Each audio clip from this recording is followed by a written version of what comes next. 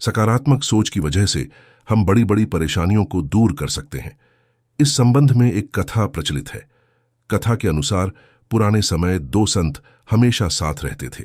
दोनों एक ही आश्रम में रहते थे। एक का नाम सुखी और दूसरे का नाम दुखी था। संत सुखी हर हाल में सुखी रहता था, जबकि दूसरा संत हमेशा दुखी रहता था।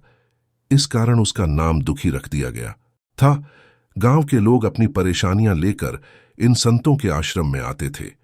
दोनों ही संत अपने अपने तरीके से परेशान लोगों को समाधान भी बताते थे। दुखी संत के समाधान भी बहुत अच्छे होते थे, जिनसे लोगों की चिंताएं दूर हो जाती थीं। दोनों ही संतों की जीवन शैली भी एक समान थी, लेकिन विचार एकदम अलग थे। दुखी संत अपने दुखों का कारण समझ नहीं पा रहा था।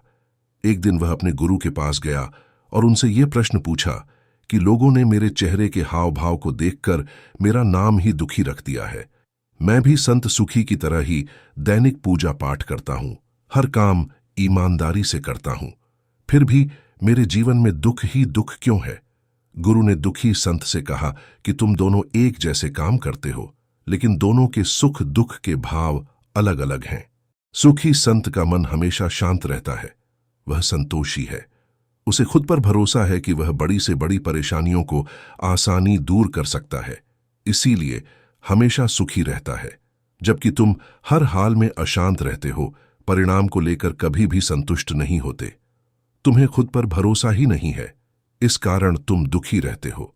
मन की शांति और आत्मविश्वास ही व्यक्ति को बड़ी बड़ी परेशानियों से बाहर निकालता है। इसीलिए खुद पर भरोसा करें और मन शांत रखकर काम करें, तभी सुख और सफलता मिल सकती है। जब तक हम अपना मन शांत नहीं कर पाएंगे, तब तक हम किसी भी कार्य को सही से नहीं कर पाते, ना ही अपनी मंजिल के लक्ष्य को पा पाते हैं, चाहे हम पे कितनी भी बड़ी परेशानी क्यों नहीं आ जाए। अगर हम अपने मन को शांत रखकर उस परेशानी को सही करने की कोशिश करेंगे, तो उस परिस्थिति को आसानी से सही कर सकते हैं। और हमें हर परिस्थिति में अपने मन को शांत रखना चाहिए, जिससे हम अपना कार्य को सही ढंग से कर पाए हैं। और अगर ऐसा करते हैं तो निश्चय ही अपने लक्ष्य प्राप्ति कर पाएंगे।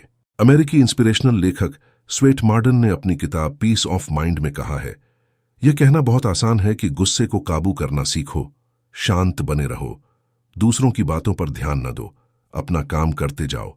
इन सभी बातों को अपने जीवन में उतारना, इस लाइन को फॉलो करना बहुत मुश्किल है, क्योंकि किसी की बात पर जब हम अपमानित महसूस करते हैं या निराश हो जाते हैं, तो बहुत तेज गुस्सा आता है।